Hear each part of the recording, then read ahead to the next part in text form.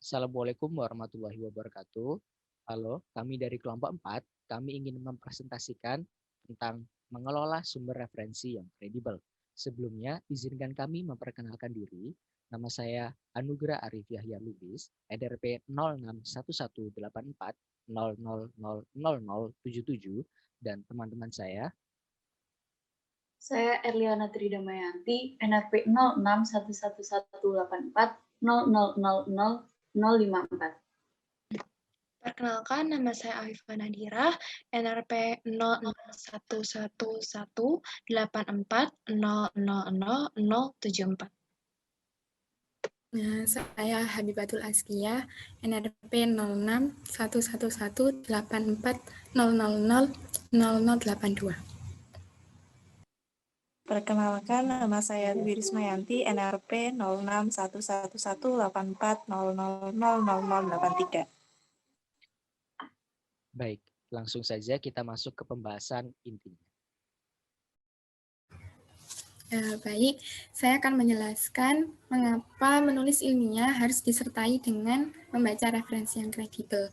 Sebelum itu, apa sih yang dimaksud dengan menulis ilmiah? Jadi, menulis ilmiah adalah kegiatan menyampaikan atau mengungkapkan ide atau gagasan yang bersifat ilmiah dalam bentuk tulisan. Nah, tulisan ini kemudian disebut dengan karya ilmiah. Karya ilmiah merupakan karya tulis yang berisi hasil penelitian, pengamatan dari suatu permasalahan tentang bidang tertentu, kemudian disusun secara sistematis dan menggunakan bahasa yang baku. Nah, untuk membuat karya ilmiah ini, ada beberapa kriteria yang perlu diperhatikan. Nah, menurut Peraturan Kepala Lembaga Ilmu Pengetahuan Indonesia nomor 4 tahun 2012, ada 6 kriteria karya ilmiah yang baik. Kriteria pertama yaitu logis. Jadi, penjelasan dalam karya ilmiah ini harus bisa diterima oleh akal sehat dan juga dapat dibuktikan kebenarannya. Selanjutnya yaitu objektif. Artinya, karya ilmiah menyajikan data dan informasi yang berupa fakta. Selanjutnya yaitu sistematis. Yaitu karya ilmiah disusun secara terstruktur, mengikuti aturan tertentu sehingga setiap bagian dalam karya ilmiahnya ini bisa saling berkaitan. Nah, selanjutnya yaitu andal. Artinya data dan informasi yang digunakan dalam karya ilmiah merupakan data dan informasi yang telah teruji. Selanjutnya yaitu desain, artinya karya ilmiah disusun secara terencana dan juga memiliki rancangan. Nah, kriteria yang terakhir yaitu akumulatif. Artinya karya ilmiah ini merupakan kumpulan dari sumber-sumber yang telah diakui kebenarannya. Dari 6 kriteria tadi, kita dapat mengetahui bahwa untuk membuat karya ilmiah yang baik, kita perlu informasi dan data-data yang benar. Nah, untuk mendapatkan informasi dan data-data yang benar tadi, maka penulis perlu membaca referensi yang kredibel, yaitu sumber acuan atau rujukan yang dapat dipercaya dan dapat dipertanggungjawabkan. Nah, dari sini kita dapat menyimpulkan bahwa menulis ilmiah perlu membaca referensi yang kredibel, karena dalam menulis ilmiah bukan hanya menyampaikan opini dari penulis saja, tetapi juga berisi informasi dan data yang berupa fakta yang dihasilkan dari hasil penelitian dan juga dari membaca referensi yang kredibel. Nah, sehingga karya ilmiah yang dihasilkan nanti merupakan karya yang kebenarannya tidak diragukan lagi. Referensi yang kita gunakan sebagai rujukan dalam karya tulis ilmiah dapat dengan mudah kita cari melalui buku maupun melalui internet. Referensi yang kita dapat melalui internet belum tentu kebenarannya. Nah, untuk itu ada beberapa kriteria untuk menentukan apakah referensi tersebut kredibel. Yang pertama, dapat dipercaya. Yang kedua, dapat dipertanggungjawabkan. Dan yang ketiga, dapat dilacak. Dapat dipercaya di sini artinya terindeks. Terindeks berarti masuk ke dalam database sebuah lembaga pengindeks. Contoh dari lembaga pengindeks yaitu ada Scopus, ada Google Scholar, ada Moraref, ada Mendeley atau lembaga-lembaga lainnya. Yang kedua yaitu dapat dipertanggungjawabkan. Artinya, diterbitkan oleh lembaga resmi atau terdaftar. Contoh dari lembaga resmi tersebut adalah Tanfonline, Elsevier, dan Sciendirect, atau lembaga-lembaga lainnya. Selain itu, ketika kita mencari referensi melalui internet, ada beberapa domain resmi, seperti ac.id, domain akademik, or.id, domain organisasi, go.id atau GUF, domain pemerintah, mil.id, domain militer, dan .edu, domain pendidikan. Nah, domain-domain resmi tersebut dapat kita gunakan untuk mencari sebuah referensi. Apabila kita mencari referensi selain dari domain-domain resmi tersebut, kita perlu hati-hati. Kita perlu melihat apakah referensi yang kita dapat dari situ terdapat jelas siapa penerbitnya, siapa penulisnya. Nah, ketika sumber-sumber tersebut jelas, maka dapat kita jadikan referensi. Nah, yang ketiga yaitu dapat dilacak. Kita dapat melacak melalui PISSN atau EISSN, yaitu International Standard Serial Number. Yang kedua, ISBN, yaitu International Standard Book Number. Dan yang ketiga, DOI atau Digital Object Identifier. Nah, itulah kriteria-kriteria yang dapat kita gunakan untuk mencari referensi yang kredibel. Selanjutnya, langkah mencari sumber referensi diantaranya sebagai berikut. Yang pertama, tentukan topik terlebih dahulu. Yang kedua, cari artikel atau buku tentang topik tersebut di laman mesin pencari Google Akademia, penerbit, ataupun jurnal. Yang ketiga, pilih dan baca artikel atau buku yang paling sesuai dengan topik kita, amati penggunaan kata kunci dalam abstrak, lalu rumuskan kata kunci yang lebih spesifik. Yang keempat, gunakan kata kunci tersebut untuk mencari referensi yang lebih tepat. Pilih artikel atau buku yang paling dekat dengan topik yang kita inginkan, lalu mulailah dengan melihat daftar pustakanya sebagai acuan penelusuran sumber informasi kita berikutnya. Penulisan judul artikel secara tepat sangat dipengaruhi oleh proses penelusuran sumber referensi yang kita inginkan. Untuk mendapatkan situs jurnal yang kredibel, ada beberapa tips, yaitu diantaranya memeriksa kualitas jurnal yang direferensikan.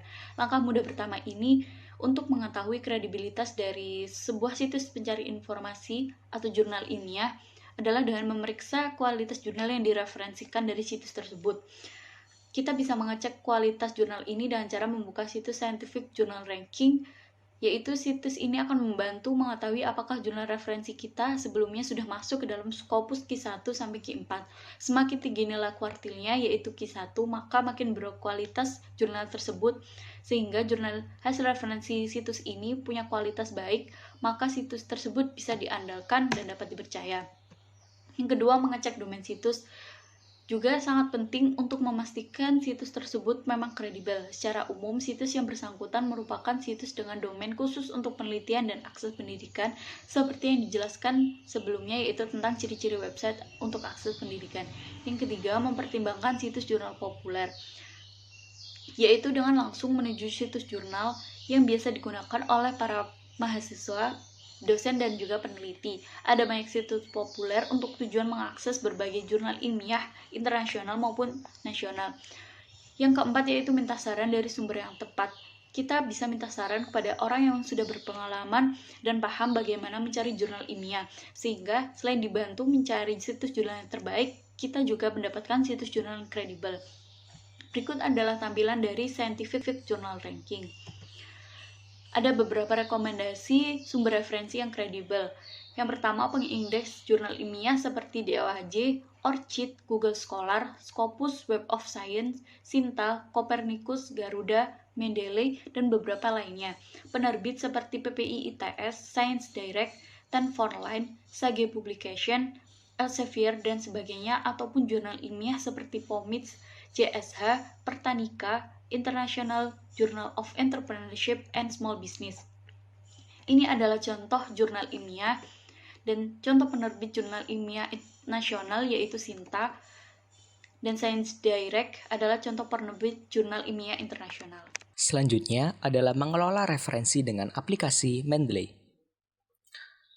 Persiapan awalnya adalah kita harus mempersiapkan terlebih dahulu aplikasi Mendeley tersebut.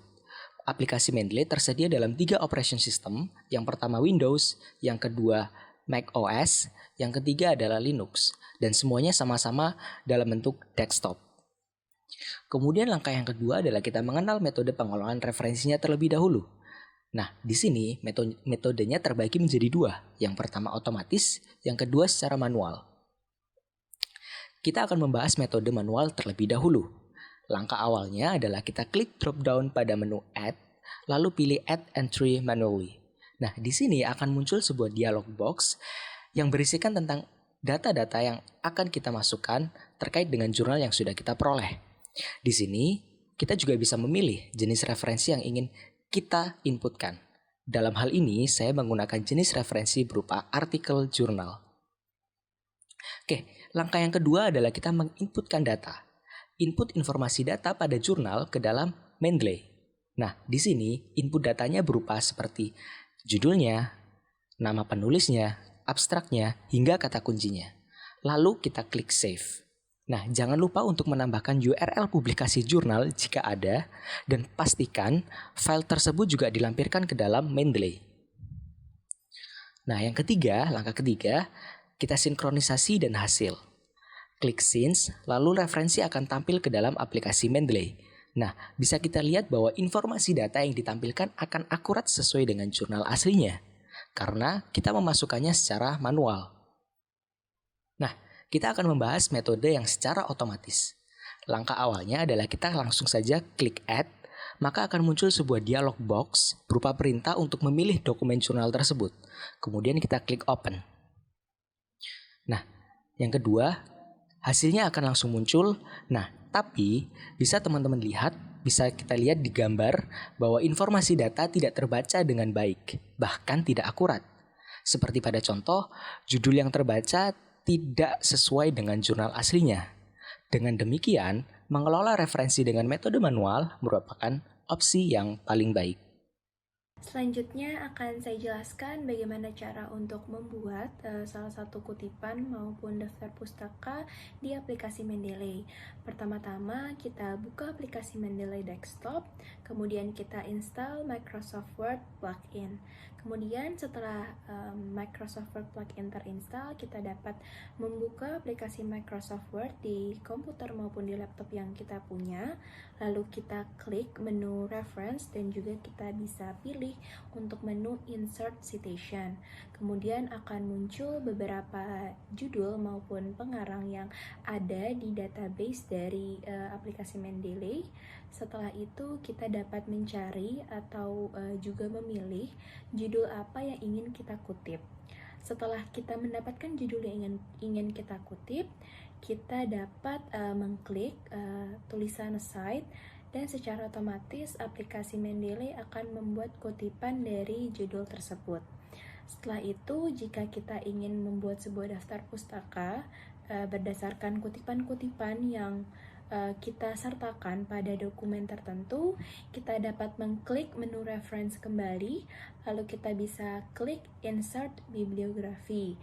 Nah, secara otomatis aplikasi Mendeley akan membuat daftar pustaka secara langsung berdasarkan referensi-referensi yang ada di dalam dokumen tersebut. Jadi, kesimpulannya adalah menelusuri dan mengelola sumber referensi yang kredibel dalam karya tulis ilmiah. Salah satu caranya adalah dengan menggunakan aplikasi Mendeley. Sekian, mohon maaf bila ada salah-salah kata. Terima kasih. Assalamualaikum warahmatullahi wabarakatuh.